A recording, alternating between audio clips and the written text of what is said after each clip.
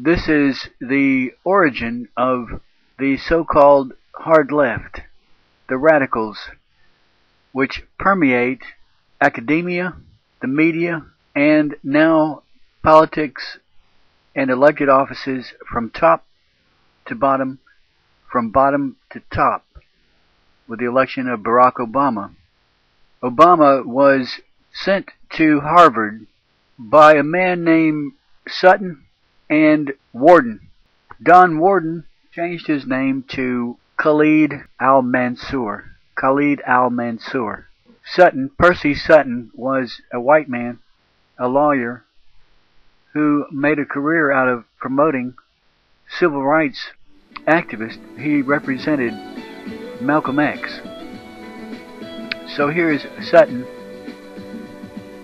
being approached by Khalid al-Mansour, who was originally Don Warden, a black man, part of the Black Panthers party at one time, until he broke with them over their willingness to form a coalition with radical liberal white people, namely the Students for a Democratic Society, known as the SDS. Carl Oglesby was a one-time president of the SDS.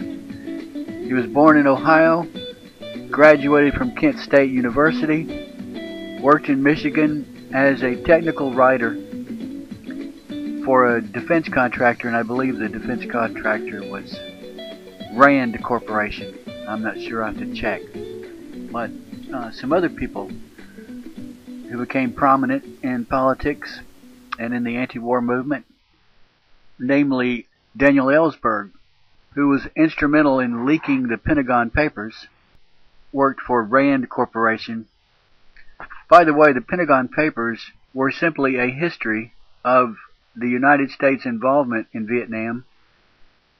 It could hardly be called a smoking gun or an embarrassment. The controversy arose because these papers were stolen from the Defense Department. I'll have you know that these papers were not important. It was a history written by and classified top secret by a man named Morton Halperin. The papers themselves were not significant. Morton Halperin worked with Daniel Ellsberg to leak the papers that he had supervised the preparation of. So these are Halperin's Pentagon Papers, leaked to the press by Halperin and co-conspirators. Oglesby and Halperin, Ellsberg consider themselves patriots, consider themselves acting on good intentions, honorable impulses, wishing to protect America.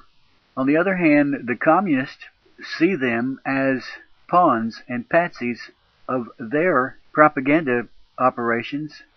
The communists, the KGB, the Soviets, and the Vietnamese, the Red Chinese, know exactly who these men are and know exactly why these men are doing what they're doing. But these men may not know it, and apparently they never learn it. They never find out that they are pawns of communists.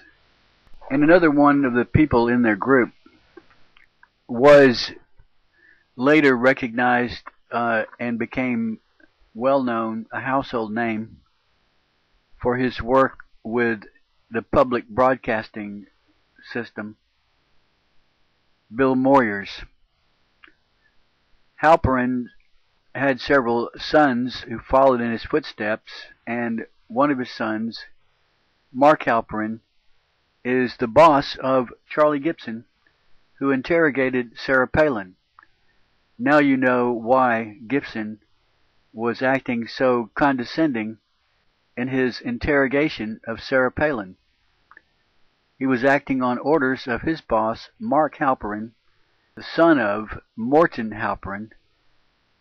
One of these pawns of which I speak, Morton Halperin, is allied with, works for, George Soros, the former head of the ACLU, Arya Nair, works for George Soros.